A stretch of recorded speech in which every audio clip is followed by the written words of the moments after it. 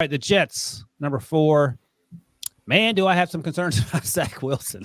And again, we're talking about it. There's not a lot around him, but I feel like he's just doing stuff that just doesn't even, it defies logic. And maybe he's seeing ghosts to sort of paraphrase what we heard Sam Darnold say a few years ago against the Patriots, and rookie growing pains. It's at the point in the year where, he's done with his season had it been college, and maybe he's just sort of mentally exhausted. And I get all that. And I'm willing to give him certainly another year to sort of figure this out. Jets aren't taking a quarterback at 3.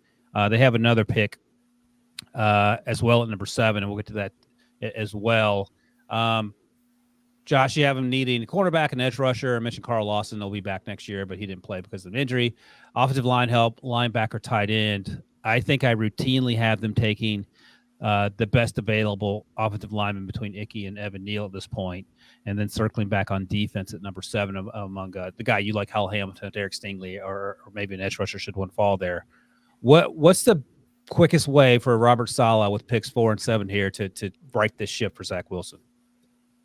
Well, for Zach Wilson, that obviously implies the offensive side of the ball. I mean, Zach Wilson is a guy that tries to play hero ball at times. I think we've seen a little bit of improvement here of late, but that's because the bar was set so low at the start of the season. So maybe you add another wide receiver, and I know it's going to be hotly debated on whether or not a wide receiver is, justified taking this early. At 4 or 7, you're taking a wide receiver. It depends. I mean, I love Garrett Wilson. I love Jameson Williams in the way that he's trending. I personally would do in that 7 range. Yeah. But if you feel like there's a guy that's your number 1 wide receiver that can pair with Elijah Moore, I'm not opposed to them taking that guy at number 4 whatsoever.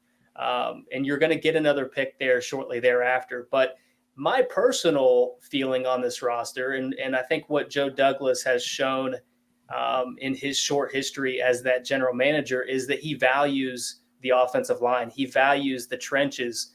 So it makes sense for them to take one of those offensive linemen. I also think it makes sense for them to take one of those edge rushers, maybe a Derek Stingley at cornerback, because those are also premier positions. So at the end of the day, with these 2 first-round picks, I'm looking for some combination of cornerback, edge rusher, and offensive line. I think that's the sound way to go as they continue building this roster. Traps, can you make a case for why they shouldn't be focused on offensive line first and maybe even second?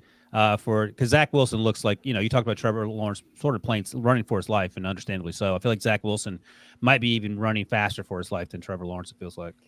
Yeah, I can make a case for it, because for as much of an advocate as I am for, like Josh was insinuating, teams building in the trenches up front for their young quarterbacks, I think it feels like, and it is still relatively early, but my sense is by the time we get to April, Kyle Hamilton and Derek Stingley will be considered elite prospects that might not make it to 7. And of course, the Jets might not pick 4 and 7, but just talking here today for the sake of this video, that's where they're at. I would maybe go either Kyle Hamilton or Derek Stingley at 4, and then realize you can probably get one of those offensive linemen, whether it be Charles Cross, Ike Ekwonu, or Evan Neal at 7. And then maybe at that point, if they're all gone, and Josh's idea of maybe you pick the first receiver off the board, Garrett Wilson or Jameson Williams, to help Zach Wilson there. I think if you try to wait for Derek Stingley or Kyle Hamilton to shore up what has been a really porous secondary over the last couple of seasons there in New York, you might not get them at 7. So I think certainly prioritizing the offense and Zach Wilson's development, because he's missing a lot of layup throws, like him and Trevor Lawrence both. Like, it's not just they're throwing interceptions, that they're not fitting the balls through tight windows. I think they're so antsy and so overwhelmed in the pocket. They're missing the easy throws when the guys are open because they're worrying about the pass rush. But I do think Derek Stingley and Kyle Hamilton will be hotter commodities inside the top 5 in April. By the way, it would probably be the most Jets thing ever if they drafted Jameson Crowder in the first round with him currently being on the roster. That would be not a good look. So don't do that, Jets.